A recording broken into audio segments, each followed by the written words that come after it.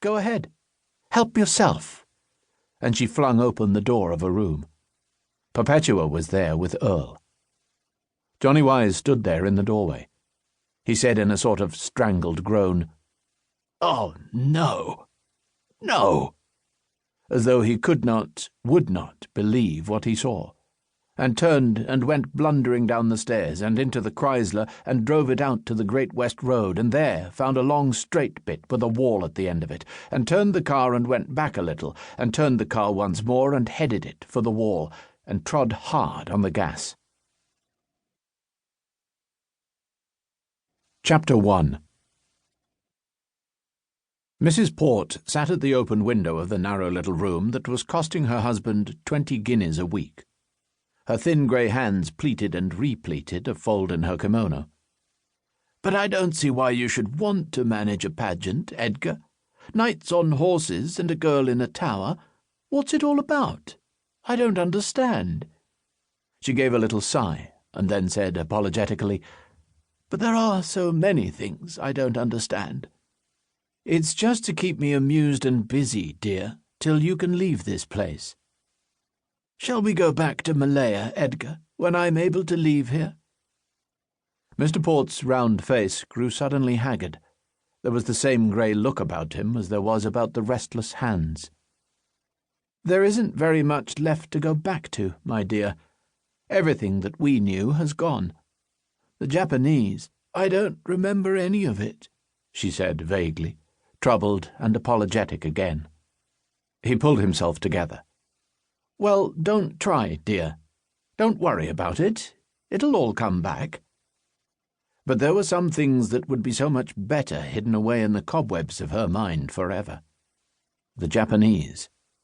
He shut his own mind to it all, and said with his own old bouncing cheerfulness, "Meanwhile, you must get well, and perhaps you'll be able to come and see my pageant." "What happens to the girl in the tower?" "Well, the girl in the tower, that's Isabel Drew, you know." "I don't remember any Isabel Drew," she said. "Not back in Malaya. You met her here in London, soon after we came home. She was a friend of Johnny's." "Of Johnny's?" she said. "Don't you remember Johnny?" he said sadly. She shook her poor grey head. "I don't remember anything, Edgar dear."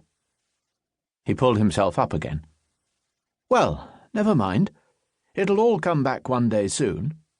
Anyway, this girl Isabel Drew knows all the other promoters of the exhibition, and when she knew that there was to be a pageant, she persuaded us all that I ought to play the part of pageant master, just for the fun of it, you know."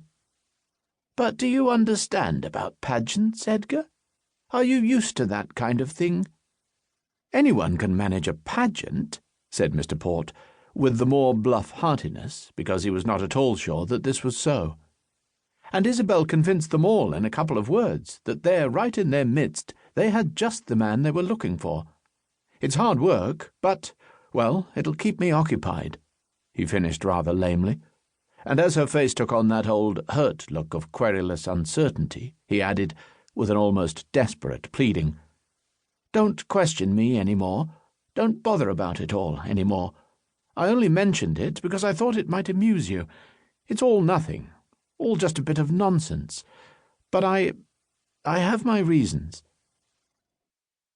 Susan Betchley, meeting them in the park that afternoon, would have said that Mr. Port had only one reason for associating himself with Isabel Drew's pageant, and that reason was Isabel Drew. She titupped along beside him on her high-heeled shoes, a little round honey-coloured creature, soft and warmly curved as a whipped cream walnut. He dropped her hand rather furtively, Susan Betchley thought. His arms hung short and stiff on either side of his bow-windowed tummy, small, plump hands twitching self-consciously. It was too late to retire gracefully. She waved her stumpy umbrella at them and advanced purposefully across the forbidden grass, a little like a stumpy umbrella herself, with her stocky figure and well-carved head and dull but neatly fitting silk dress. "Hello, Miss Drew. Fancy meeting you." "Oh, law, here's that awful Betchley woman," said Isabel petulantly to Mr. Port. She assumed an unconvincing